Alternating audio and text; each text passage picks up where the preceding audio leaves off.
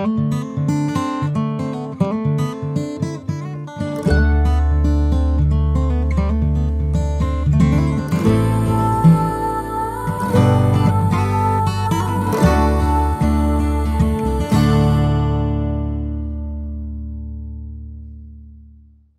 everyone, and welcome to the fifth in a monthly series of Meet the Artist events. I'm John Beardsley, an author, curator, educator, and a longtime resident of Rappahannock County and an art enthusiast. And so I've been tapped to be the moderator for these Meet the Artist events. These events are held in conjunction with 6 monthly online exhibitions of work by Rappahannock artists.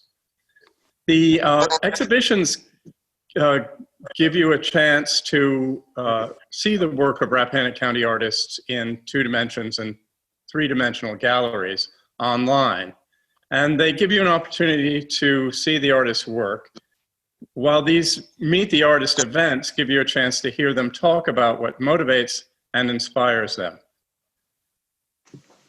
and gives you insights into how they work. So welcome, everyone. A couple of Zoom pointers for those of you who might be new to the platform. First, try to keep your microphones muted to reduce background noise. And second, set the view to speaker view. For those of you who are new to Zoom, you'll notice there are 2 ways to view a Zoom call: a speaker view and a gallery view. For those watching on computers, set your screen to speaker view, which is an icon located in the upper right corner of the screen. On a mobile phone or a tablet, set it to show active speaker, which is located in the upper left corner. As we look at the work in this exhibition, you'll notice that image sizes have either been increased or reduced for viewing purposes. You'll need to check the information on individual works to see the actual size of the work. So some of them are greatly enlarged and some of them are greatly reduced.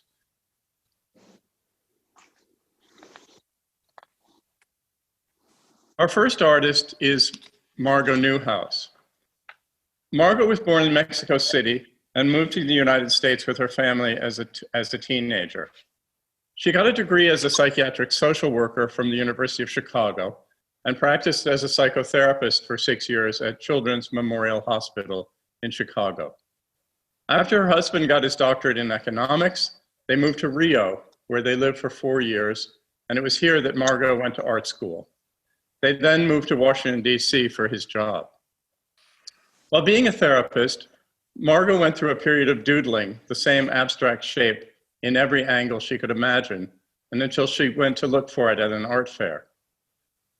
When the vendors started to pack up their wares and she hadn't found her shape, Margot decided she would have to make it herself and then enrolled in an evening sculpture course.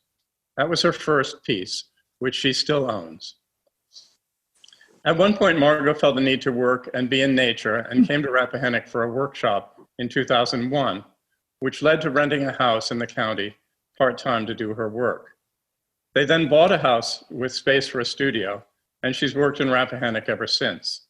That was a life-changing decision, which has added richness to her life, as well as her family's. Margot, welcome. Thanks for being with us.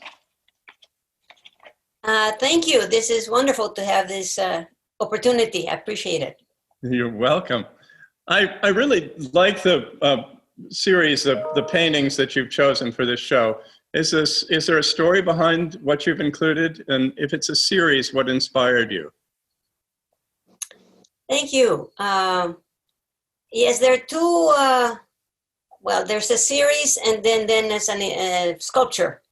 The paintings are a series that's called Outcry. And I started doing that. These paintings are very large. They're 18 feet. Yeah, that's amazing. They're 5 feet by 18 feet long. They're right. Just enormous. That's right.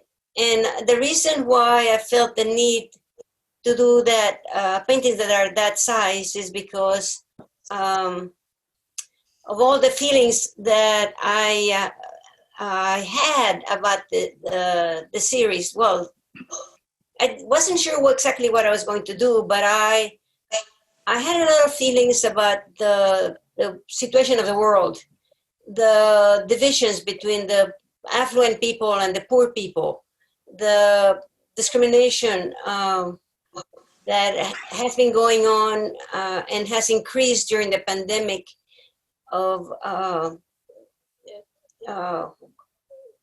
refugees, people of color, women, and I felt the need to express that, and so that's why the paintings came out that size. It was very helpful to do that, and it was a release, Mm-hmm. and it helped me also see what it is that I'm doing, what it is that I'm feeling. It's Yeah. define my own feelings. Tell us a little bit about how these paintings are made. It looks like there's color underneath and then you've poured paint on top. Right. These two are the last two. The square ones are the last. Well, kind of square are the last two.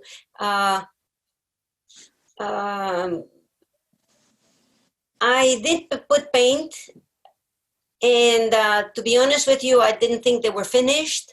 I left them like that for a while, but I thought it needed something else, and so I put acrylics. This particular paint is gesso, which is the paint that a lot of artists use to prime their canvas. But it can be used as paint too. And the reason why I like it is because it's three-dimensional. Unfortunately, you cannot see it in the photograph, but the drips are three-dimensional. There's some thickness to it. So, so that's how I did those. Yeah. And in this one, you just dripped from the top, but on the other one, it looks like you dripped it from both sides. And that's right. That's right.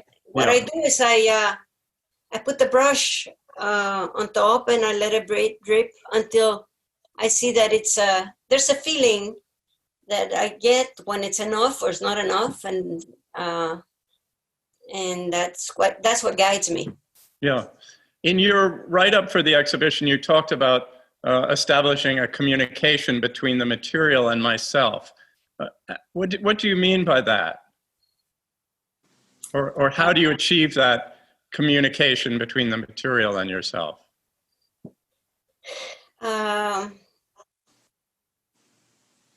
It's in a way, it's a key question for me. Mm-hmm. I started with sculpture, with wood and stone, and now I went through other materials, but now with painting.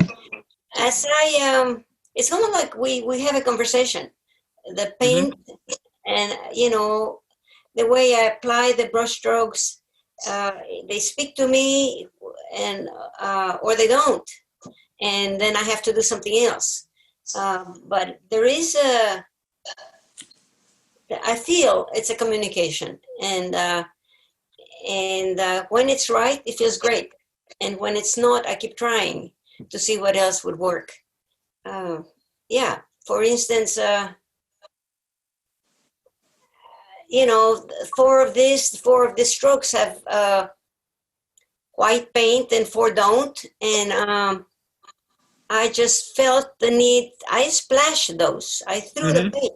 I mean, there's a lot of feeling that goes behind this. And I felt that was enough, and I get kind of a response from the material, whether, it's like we're having a conversation. Is this enough? Yes, no, do something uh-huh. else. Yeah. So that's what I mean. And what is it that you hope the viewer will take away after seeing your work? And that is, what's the relationship you strive for between you and the viewer of your work?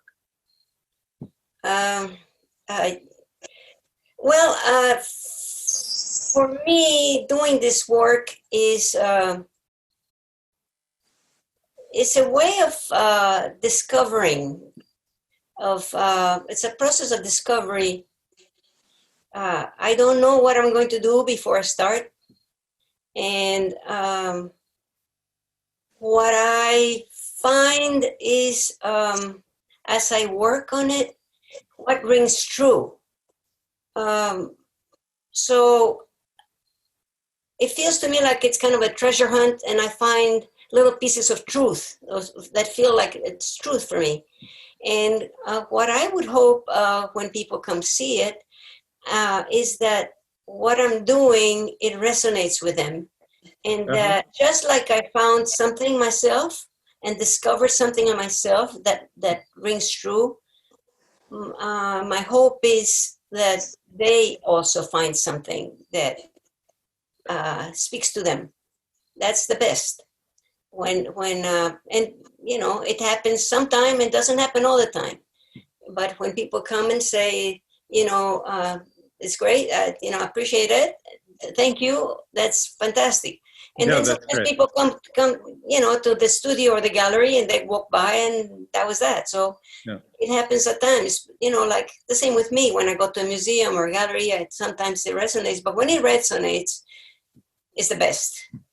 That's what Wonderful, Margot. Thank you so much for sharing your insights into your work. We should look quickly at the sculpture before we move on, because Margot's also showing photographs of her sculpture, both in her studio and set up outdoors at the Art Museum of the Americas. So this is a whole other aspect of her work that we haven't had time to talk about, but I just want to acknowledge that she also is a sculptor and really started as a sculptor and has taken up painting more recently. Margot, thanks so much for being with us. Thank you. I appreciate this interaction. Thank you for having my pieces up. You're welcome. Thank you for sharing them.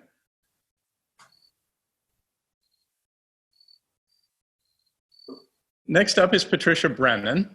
Patricia has worked as a stained glass artist for over 36 years in Sperryville, Virginia, and is the owner and artist of Dedanan Glassworks, where she produces her commissioned work, teaches classes, and creates art glass. She uses many different techniques in her work: kiln-fired hand painting on glass, silk screening, etching, fusing, mosaic, and slumping. Patricia considers her work in stained glass a journey that continues to unfold. She's constantly striving to learn new techniques in glass to make her work more interesting and unique. Patricia is dedicated to preserving the integrity of an old world art form while combining the use of the technology available today, and is committed and honored to create lifelong lasting art. Let's begin by looking at some of the techniques you use in your glass work. I think when people think of glass, they typically think of stained glass, but you've got both painted glass and fused glass.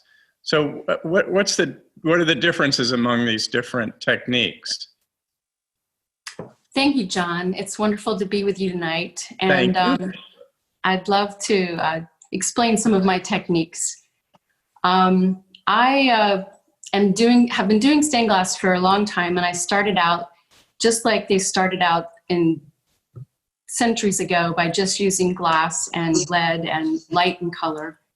And it has evolved over the time because I love to explore and I love to try new things. And so I started painting on glass, traditional stained glass painting, and then I got into silk screening with stained glass paints using a photosensitive technique to make my silk screens. And painting on glass has to be fired in a kiln, so that evolved into starting to do fused work and slumping, which is bending or shaping glass. And it just all kind of started to mix together. And I love being able to start a piece and think, you know, what is the best technique to be able to create these? The other thing I do is etching on glass, and I use a photosensitive technique to be able to make my stencils for my etchings. And I do mosaics. And so these are all, the pictures that you're looking at now tonight are all fused mosaics, painted fused mosaics. So there are both painted elements and mosaic elements so there are stained glass elements in there too? So they're made from glass that could be used in a stained glass window, but it's special glass that's actually calibrated to be fused in a kiln. So it's all has this same coefficient. And the paints that I'm using on these mosaics are actually ceramic paints, and they fire at a very high temperature. And so they allow me to fuse the glass together and paint on it, and the paint maintains, it doesn't burn off like traditional stained glass paints would burn off. Right. And the gray spaces, but the gray lines between the glass, that would be leading in a typical stained glass. What is it here? It's grout, and it's put together just like you would do a mosaic. I started doing these fused mosaics when I was working with the children at the Rappahannock Elementary School. We had a big project that we were working on that was going to be an installation for the school.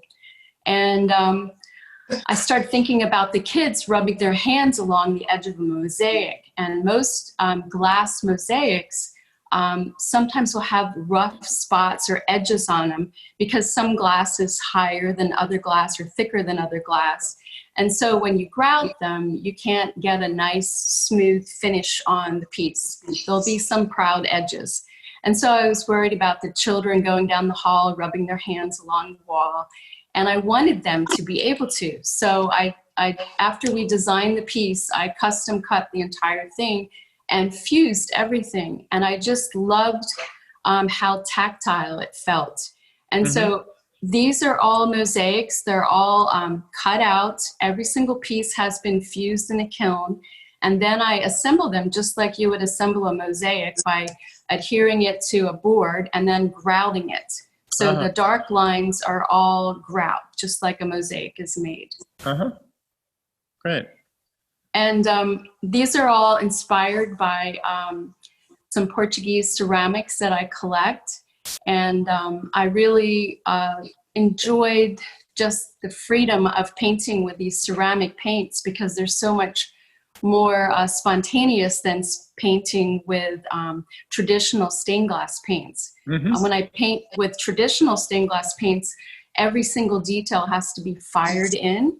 And with these paints, I can actually paint like painterly like, where I can paint on top of paint and I don't disturb it. And then I fire it all at one time. So it's much more of a faster procedure. Let's look at the birds. That you describe them as a product of slumping. So maybe you can explain to us what that. Well, I call these guys the birds of hope. They are my COVID project. When COVID came to town, I was really anxious and found myself not having any creative energy at all. In fact, I didn't go to my studio for almost 2 months because it was just, all I wanted to do was work outside in the garden. And I sat and watched birds. And I had a bunch of bird feeders and I'd have all these birds showing up and they would just make me smile. And after watching them for a while, I was thinking about Darwin and how he told us how the birds can evolve so quickly and adapt to their environment so fast. And I thought, well, isn't that what we need to do? And so it was the birds that actually inspired me to get into my studio again.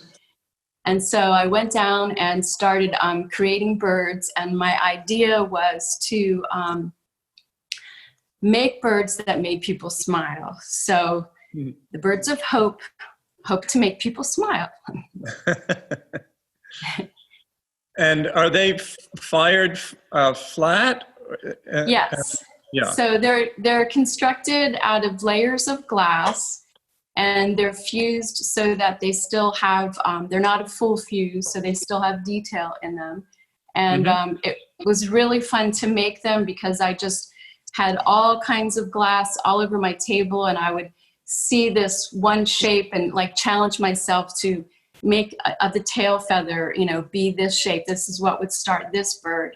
And then I'd, you know, have another shape and I'd say, oh, this is a perfect wing. I'm going to make this into a wing. And so it was this real spontaneous thing of just like having fun with the glass and, you know, looking at the bird and trying to get a feeling out of the bird that, you know, was a quizzical look or searching or calling or whatever.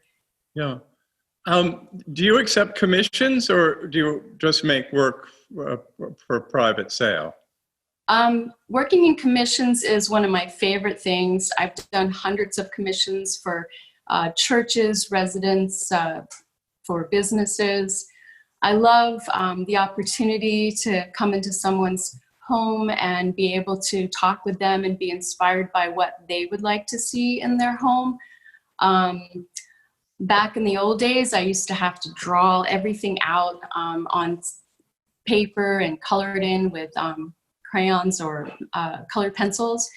And now, like with technology, I can create everything on the computer in Photoshop. I can actually create a whole window using stained glass samples. And I can be able to email the person, you know, how do you like this window? It's scaled to size and everything. And then I can take that drawing and scale it up and make it into a stained glass window. And it's just an honor to be able to create something that someone's going to live with every day and hopefully enjoy every day and hopefully pass it on to generations after them. So I really am honored and love doing commission work. Are there any commissions locally that people can see? You mentioned one at the elementary school, but are there any in local churches? Or? Yes, there's many. I did all the windows in the Macedonia Baptist Church in Flint Hill. There's about 20 windows there. I have lots of private residential commissions. I also did a church in Boston, Virginia on 707.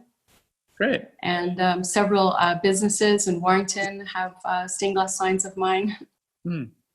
Wonderful. Well, Patricia, thank you so much for being with us and sharing your work. It's really interesting to learn about.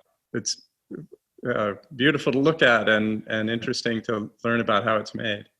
Well, thank you, John, and thank you to RAC for this amazing effort in supporting all the local artists. It's greatly appreciated. Yes, a shout out to RAC from all of us. Thank you.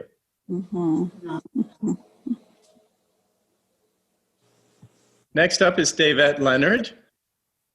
Davette mixes a reverence for her still life objects with an inescapable passion for exacting draftsmanship and complex color. The natural subject matter is intended to convey the deterioration and the ephemeral qualities of living things. The paintings also personify the cyclical aspects that are represented by eggs and seeds in order to juxtapose life's renewal and transformation.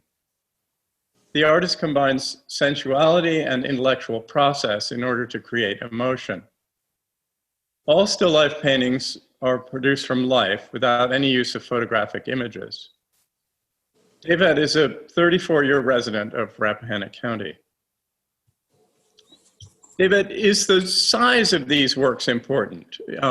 They're quite small, and as a consequence, the objects are almost life-size. Is that important? Yes, it is. They are all life-size. Everything that I do is life-size in my still life paintings. Because I like the realism of that, and I just think it comes across better if it's it's realistic size. So naturally, because I'm working with small things, my paintings are going to be small. I love painting larger, and sometimes I will do larger paintings, but generally I don't because of time restraints. Because I need to get it done quickly. So I don't have as many things in the composition as sometimes I would like to have, and sometimes I do. So that's why they're small. And, so it's interesting to juxtapose these with Margot's work, where we're actually looking at these and they seem bigger than they actually are, whereas Margot's were actually bigger than they appeared on the screen. Yes, yes. So you talk about the technique being layers of translucent color glazes. Does that mean you layer the colors and we're seeing through to the colors underneath? Yeah, that's correct. And the paints that I use are they're a new kind of oil paint, been around for maybe 10, 15 years, something like that. And they are water soluble. They're still oil paints, but what I can do with these that you can't do with the traditional oil paints is that I can do many, many layers in just a matter of a couple of days because it dries faster. And a lot of times people get these paints and they think, oh, this is great because I don't have to deal with toxins anymore, which is why I did it, because I can't use the solvents. So I can build layer upon layer of color. And with any natural object, like a flower or a piece of fruit, you can see into it. You know, you can see the layers.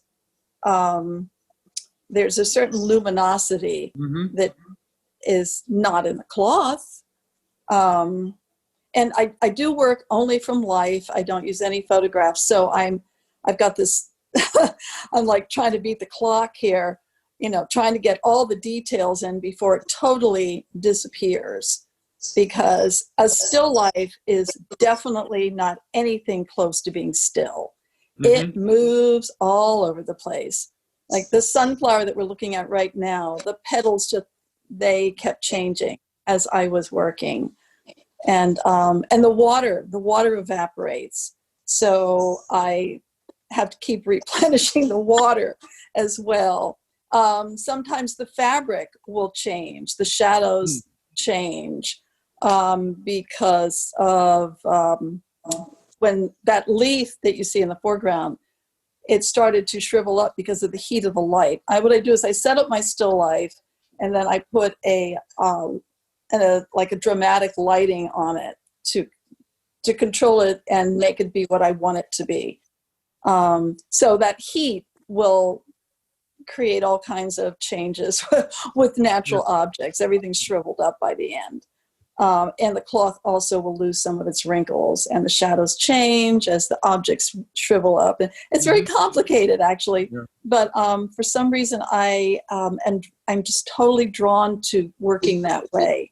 I love detail. I love the exactness of it because it makes me feel like I am very connected with these physical objects that are mostly from nature. Some of the pieces like the glass, and sometimes I'll use silver pieces. I like to use them because I can get all kinds of wonderful reflections of color in it. But all the glass that I have here in my paintings is glass that I made myself, hand-blown glass. And so I am not a very good glass blower. So they're really quite crude, and they can look like that one I didn't do. That's an old ink bottle. But I like the timelessness of it. I like that it looks like it could have been done 500 years ago. That prompts a question. What artists have influenced you in your work over the years? Oh, gosh. I mean, okay, this is going to throw you off. My favorite artist is Mark Rothko. Okay. Well, there's a luminosity there. The division. You see the divisions happening there.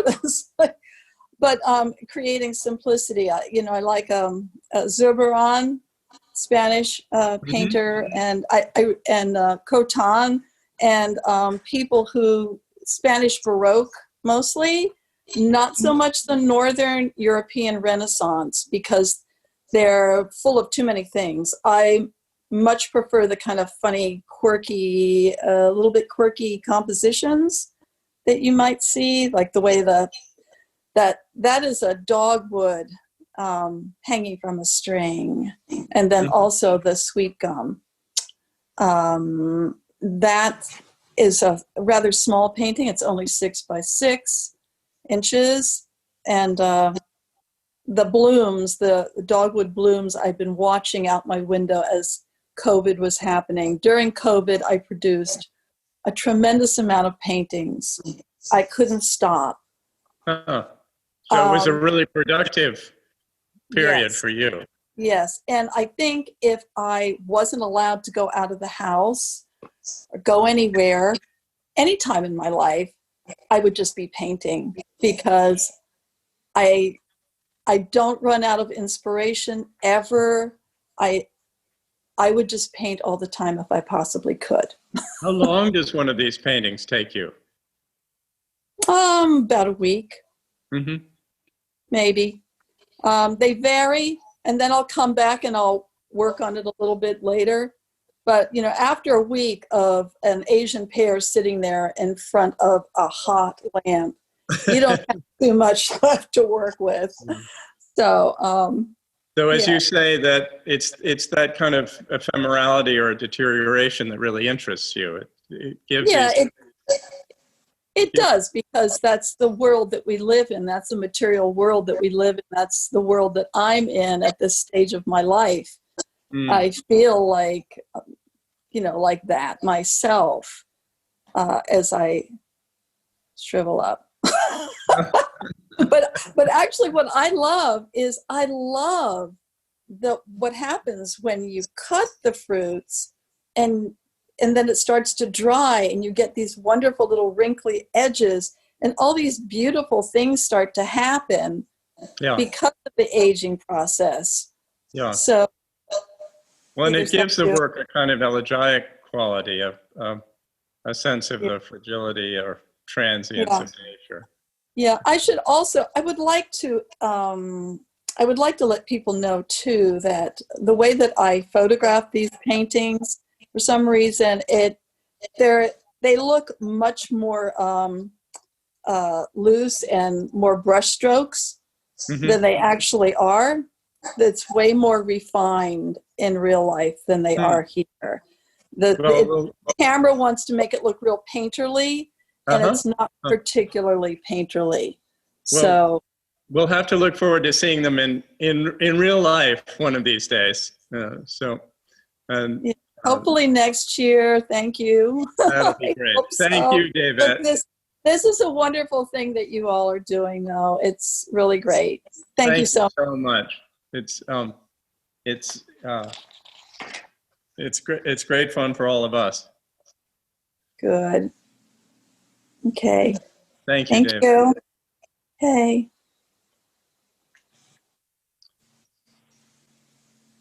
Next up is Paul Roots.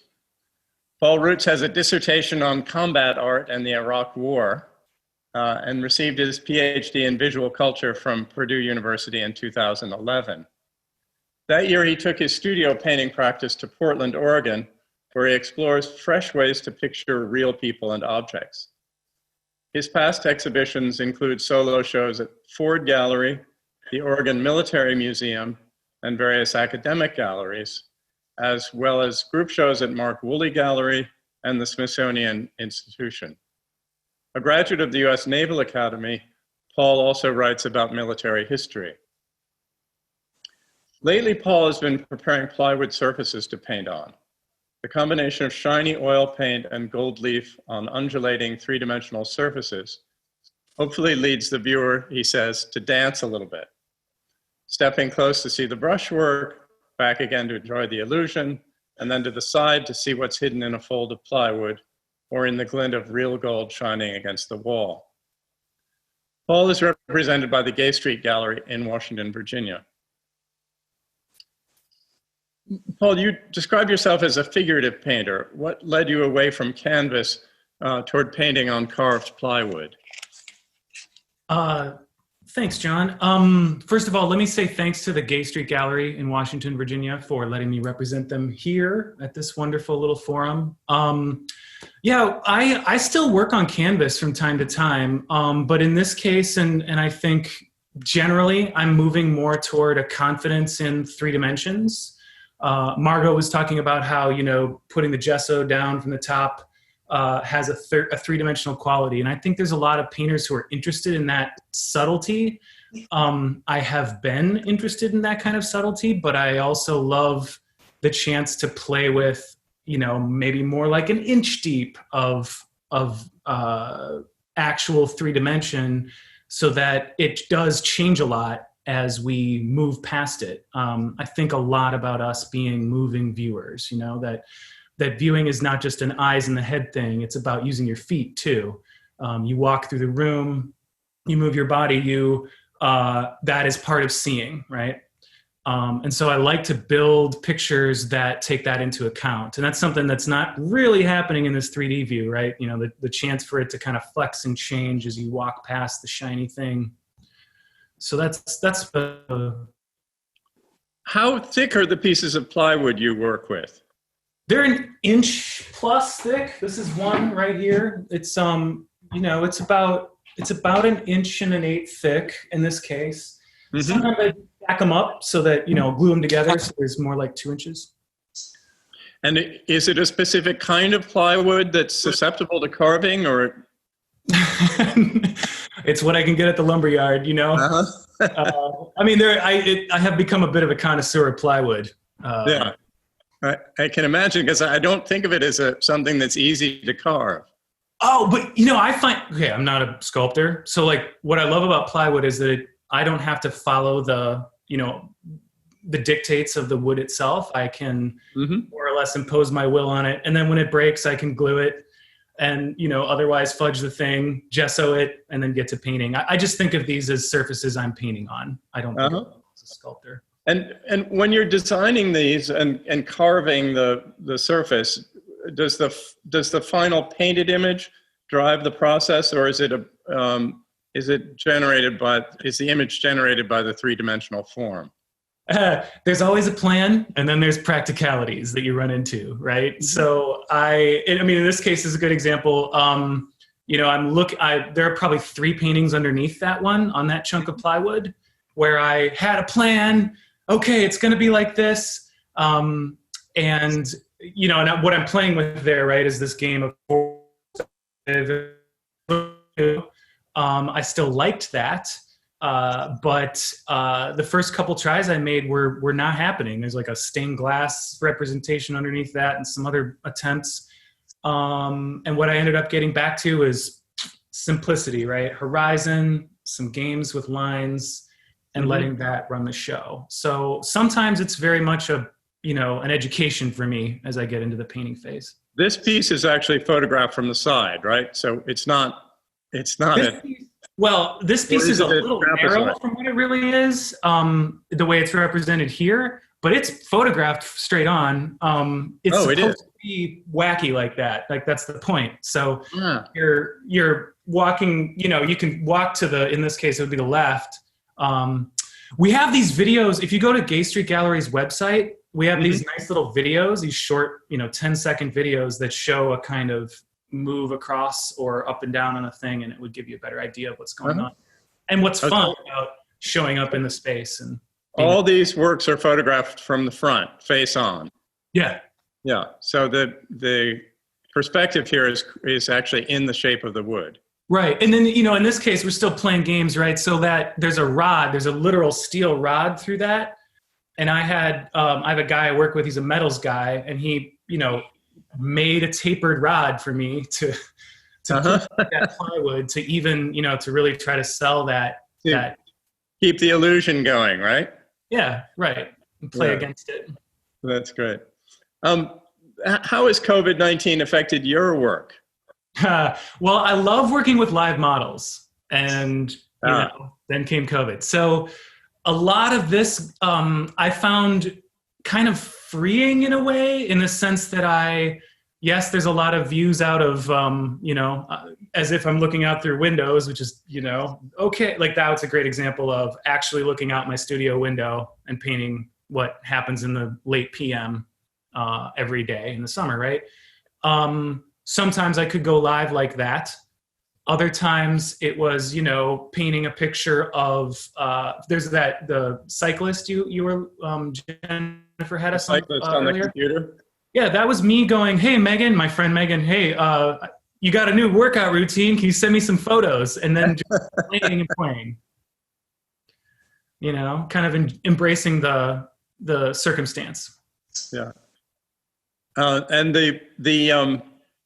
on this one, the keyboard doesn't actually project a lot more from the wall. That's illusionistic too, right? Yeah, that's right.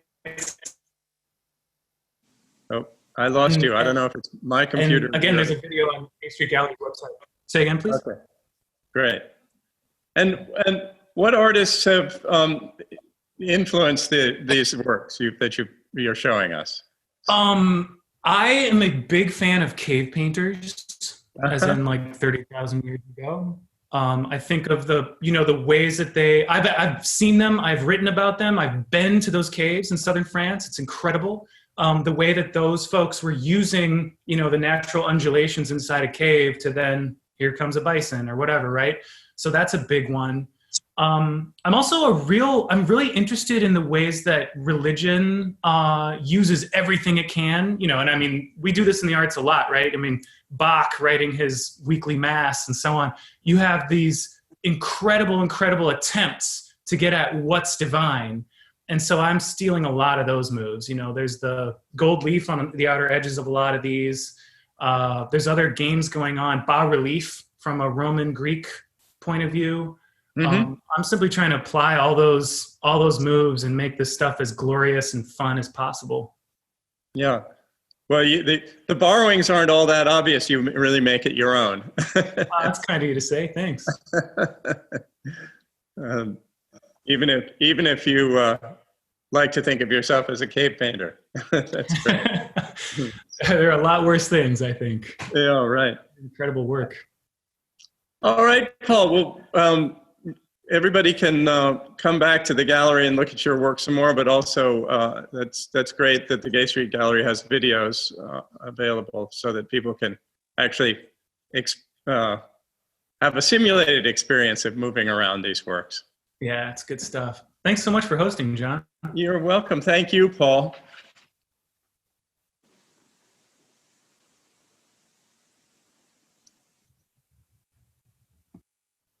Next is Laurie Wallace Lloyd. Laurie has been an artist since childhood and calls Castleton, Virginia, home. As a former military officer stationed in Italy, she became fascinated with painting. She began her classical art training at the Atelier of Virgil Elliott, as well as studying with many well-known artists around the country. Laurie earned her Master of Fine Arts in Drawing and Painting from the Academy of Art University in San Francisco. She loves combining figures, flowers, insects, and animals in a variety of media, and is inspired by historical botanical illustration and the spectacular beauty of nature in Rappahannock County. Laurie is represented by Silver Maples Gallery in Washington, Virginia. Laurie, welcome. Do you work on location or just in the studio? Hi, John. I definitely work on both. I was trained to just paint from life, to draw and to paint from life at the atelier that I studied at. So for 5 or 6 years was just worked from life. And then I've started manipulating my method to where I could also go on location and do color sketches and drawings, and then maybe and start a painting and then bring it back to the studio and tweak it. But it just kind of depends on what genre I'm doing as well, because I have a lot of specimens. So the butterflies, I like to do from the specimens, which is why I'll paint the same butterflies over and over. And then I like to go buy flowers, and then I run home, get home. And like Davette was talking about, you know, when you put a hot light on them, you've only got a few hours to manipulate that image before it changes. And then, so you can take some photo references and try to, you know, work with the shapes later on. And then as far as portrait or figurative, I like to, I'd love to always work from life, but it's really hard to get people in to work from life, especially children. It's difficult, but I think you can do a combination of everything, you know. First of all, you harangue your kids and grandkids to get in there and sit in the studio for you. Yeah. And then you try to get them to sit there as long as possible and get as much as you can get done. But if you take photo references, you can come back and tweak it later. You are showing us both works in oil and pastel pencil in this exhibition. How do you decide which medium to use for a given subject? I mean, here, for example, these are the ballet shoes are in pastel pencil, the magnolias in oil. How do you choose which medium to use? You know, it's really a matter of, I guess, what I'm really attracted to about the subject. And then I do know that with the oils, if I'm really searching for a luminosity, if that's what I'm about, it's all about the color. And I also paint with the glazing method, where I paint layers and layers and layers. So if the colors are more what I'm after, for instance, with a boat or a flower, then I will choose the oils. Whereas if I'm going to do a drawing, that's where I'm really excited. For instance, you're showing the study of Ava. That's where I'm excited simply about the values and what's called turning the form, really just making all of the making it look realistic, making it look three-dimensional, with a drawing and monochromatic. I had to study in the atelier. I had to do a year's worth of just working in black and white before I was even allowed to use, color. So I love working monochromatically. And the pastel pencils afford me that the pleasure of drawing, and then sometimes adding a bit of color. Were you studying art while you were also in the military, or were these two sequential careers? Sequential, and I just got so excited when I was in Italy by all it. I was astounded by the art, and especially the ceramics and just the churches, everything. Everything in Italy around us was you're just surrounded by art. And so it was very exciting. So afterwards, after I was out and raising a family and had another career, I just was standing in front of a painting one time at a museum. And I said to myself, I could try to do this. I could try to get this training, and so I did. I went forward and got that training, which is a little more difficult after you have children and a career than when you're younger. You talk about being inspired by Italian Renaissance art, but your work shows great affinities to the tradition of botanical art. And so I'm wondering how deeply you've dug into the history of botanical art, and especially the important role of women as botanical artists. Oh, absolutely. I was very inspired recently by a book that Bunny Mellon's estate published on, she has a large botanical art collection it had. Right. And it's just, I am so inspired by botanical artists. And I'm crazy to be able to travel and to do botanical art wherever I can. And I'm constantly looking up, birds and butterflies and flowers and plants. And yes, absolutely. It's such a fantastic area to be able to delve into. Wonderful. And is the COVID-19 pandemic affecting you and your art? I'm afraid so. Unlike some people, I really, I really had two big big concerns with it. First of all, financially, because our galleries were closed, and so it's difficult. Our galleries are trying to do whatever they can, but it's certainly difficult because you want to keep everyone safe. And then the other problem I have is I really went into a tailspin as far as when I really realized that I wouldn't be able to see my family. And, so when you lose several things at once, your business, your family get-togethers, and your favorite life of traveling and doing art, I kind of went into a tailspin and kind of did the opposite, where I didn't do anything for months and months. I started a garden, and then I took a fall. But other than that, after I recovered from that, I was slowly able to get back into the studio. But I had changed by that time and really wanted to start doing another direction. Mm-hmm. And that's the work we're seeing here, or is that work yet to be presented? I started doing a lot of marine art. I've been really doing boats and, trying to get over in the water and do some lighthouses and, that kind of thing. So you're getting out and about a little more. I am, but Great. safe. Well, best of luck with it.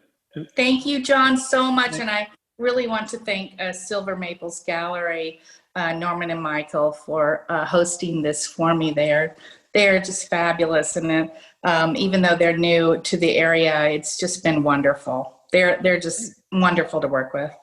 Great. Wonderful. Well, thank you so much for sharing with us. Thank you, John. You bet, Laurie.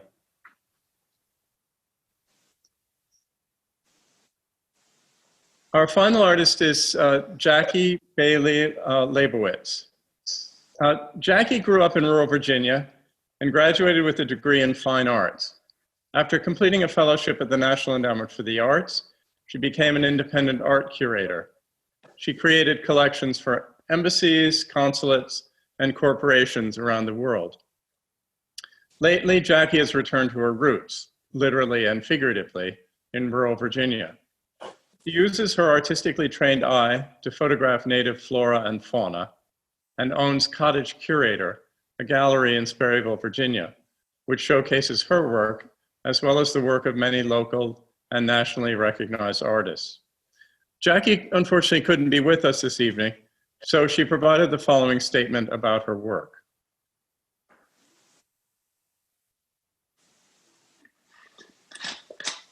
As a young girl growing up in rural Virginia, she writes, I collected butterflies and insects. As an adult and a professional art curator, I amass collections for public spaces. My passion is visually comparing and contrasting similar subjects. As an early retiree, I began to complete the circle. On my return to rural Virginia, I picked up a camera and began to collect butterflies, this time photographically. Thus began my first venture into color photography. Butterflies' colors change before your eyes. Their structural color is iridescent. Photographing them with artificial light using a flash does not render the color you see in natural light. This makes the process challenging because they move so quickly. To freeze them in motion requires a fast shutter speed. Most photographers, unlike me, stop the motion with the assistance of flash. Over the years, I've taken hundreds of pictures of butterflies. I have found about a half dozen that I feel are beautifully composed and that do them justice in all their splendor. 3 of them you are seeing here. In addition to portraying subjects in their natural habitat and natural light, the challenge is to have the eye razor sharp. World-renowned wildlife photographer Fritz Lanting produced my favorite book, Eye to Eye. In wildlife portraiture, it is critical that eyes are in focus.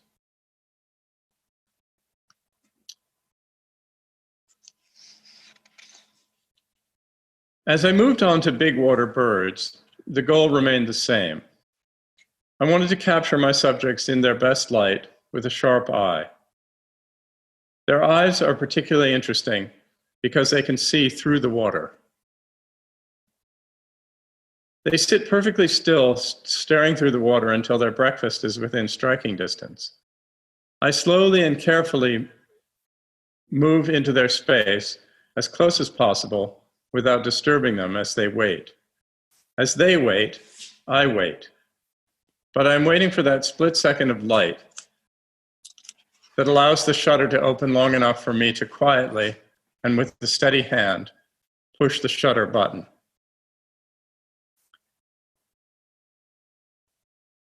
Depth of field is very important in all my photographs. It is consistently shallow. My goal is to isolate my subject and to produce a blended, out-of-focus background with the help of a long lens. Sam Abel's photographs have appeared on a number of covers of National Geographic. I attended one of his lectures in which he noted that he often chooses the background and waits for the subject to move into the space. I'm always estimating how far the background is from the subject and trying to pre-visualize, as Ansel Adams would say, what the final picture might look like. I feel my lens blending backgrounds set the perfect stage for my portraits. The final images are meticulously printed on canvas and stretched in my studio. The combined process and printing technique produce the desired richness in detail, light, and color that gives the feel of oil paintings to the photographs. That's the end of her statement, and that's the end of our session for today. Thank you so much for being with us. Thank you to the artists, and thank you to all our guests. Remember that you can visit the exhibitions again and again at your leisure. Remember, too, that all the work in the exhibition is available for purchase directly from the artists or through their galleries. Remember, you can enter detail view by clicking directly on an image for a closer view of each work. And you can look for detailed information by clicking on the eye in the upper right-hand side of the screen when in detail view. And you can then go back by clicking the exit detail view in the upper right-hand corner of the exhibition. Contact information for each artist is provided in the information about each work, should you have questions or wish to inquire about any work. This is available when you're in detail view. And I want to conclude once again by echoing the sentiment of so many of our artists this evening, thanking RAC for hosting the virtual art exhibitions and for hosting these Meet the Artists events. They'll be occurring monthly through October, so we've got one more to go. And we'll look forward to that. Meanwhile, thanks to RAC and to Dick and Nancy Raines for making the theater in Little Washington available for this broadcast. And thanks particularly to our artists this month. Good night, everyone.